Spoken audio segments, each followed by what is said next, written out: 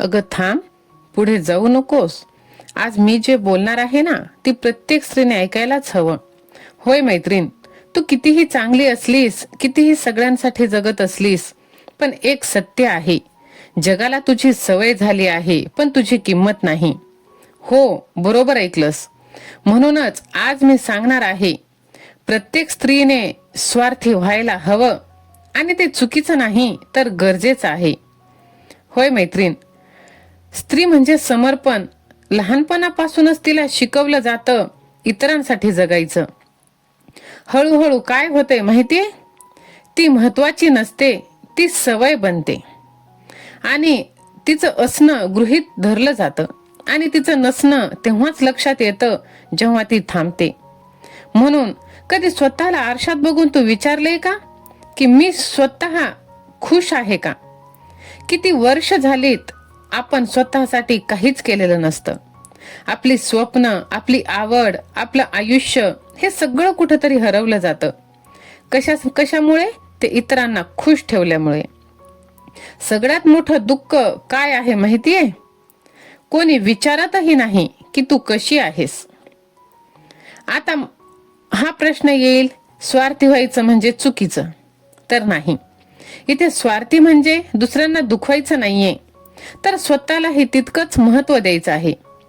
जसं तू सगळ्यांसाठी वेळ काढतेस, तसं स्वतःसाठीही वेळ काढायचा आहे. आणि हा स्वार्थ नाही. जशी तू सगळ्यांची जबाबदारी घेतेस, तशी स्वतःचीही जबाबदारी घ्यायची आहे. तू जितकी जास्त चांगली, तितका लोकांचा फायदा जास्त, हे लक्षात ठेवायचं. लोकांना तुझा चांगुलपणा नाही आवडत, त्यांना आवडतं तुझं हो म्हणणं.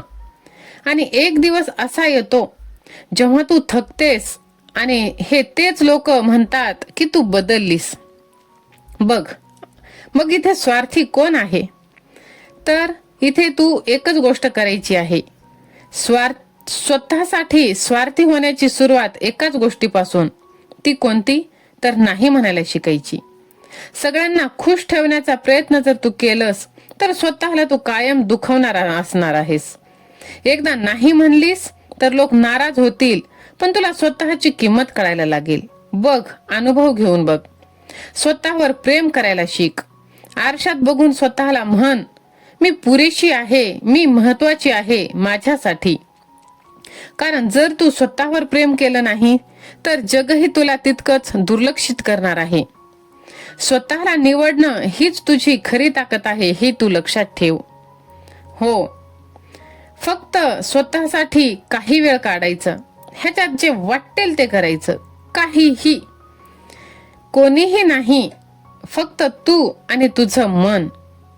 हळूहळू तुला जाणवेल, तू पुन्हा स्वतःला भेटतीयस. बघ, लोकांचा विचार करणं सोड. लोक कधीच समाधानी नसतात. आणि लोकांना जर तू खुश ठेवण्याच्या नादीला लागलीस, तर स्वतः कधीच आयुष्यात सुखी राहणार नाहीस. आज तू त्यांच्यासाठी जगतेस, उद्या तेच म्हणतील तिने स्वतःसाठी जगायला हवं होतं. आणि हे कोण असणार आहेत? हे आपलेच नवरोबा म्हणा, मुलं म्हणा, आई वडील म्हणा, भाऊ बहीण म्हणा, हे आपलेच आप्तेष्ट नातेवाईक. म्हणून तू आजपासूनच ठरव, मी स्वतःला फर्स्ट प्रायोरिटी देणार आहे.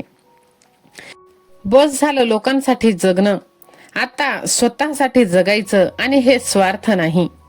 बघ, जर हा व्हिडिओ तुला आवडला असेल तर कमेंट मध्ये लव्ह यू जिंदगी असं तू लिही.